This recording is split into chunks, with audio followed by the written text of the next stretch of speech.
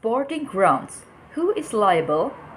In the recent division of La Trobe Council and William, the full court of the Supreme Court of Tasmania considered the scope of the duty of care owed by a local council and two football clubs to an AFL player who suffered severe fractures to his lower leg injury during a football game, when his foot landed on the cover of an irrigation outlet that was set into the ground of the field.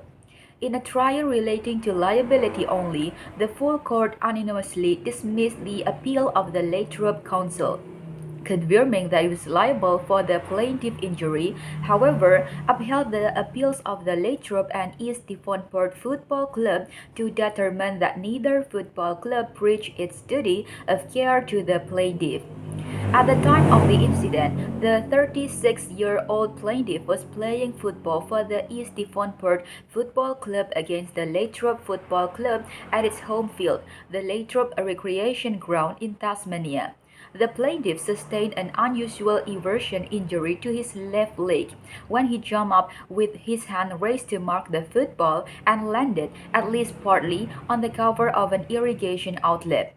The irrigation outlet, which contained a tap for watering the ground in the cricket season, consisted of a 20 mm till 40 mm hole covered by a thick metal lid, a wooden block, and green carpet-like material commonly known as astroturf.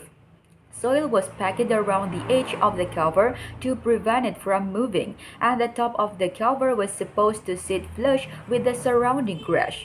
The Latrobe City Council was the owner of the recreation ground and leased the building and the ground to the Latrobe Football Club. Pursuant to the lease, the council was responsible for the upkeep and maintenance of the sporting field. However, the Latrobe Football Club was required to inspect the ground and complete a facility inspection sheet at least 24 hours before a game. Both football clubs were also required to complete a match day checklist prior to the commencement of play under rules imposed by the North Tasmanian Football League. The main issue for determination by the court was whether the cover of the irrigation outlet created an unreasonable risk of injury for football players using the field and whether the council and/or football club failed to take reasonable steps to respond to the risk. Decision at first instance. At first instance, the trial judge held the council was 85% liable for the plaintiff injuries and that the football club were jointly 15% liable.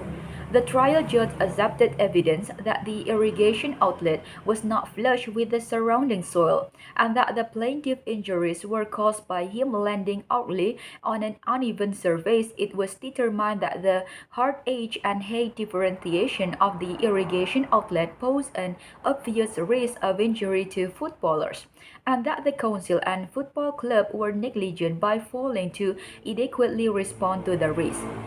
Appeal decision. On appeal, the full court agreed that the council breached its duty of care to the plaintiff by failing to adequately respond to the risk posed by the height difference between the irrigation outlet and the surrounding soil. After considering the relevant evidence, the full court determined that the height differentiation in excess of half a centimeter created an unreasonable risk of injury to football players.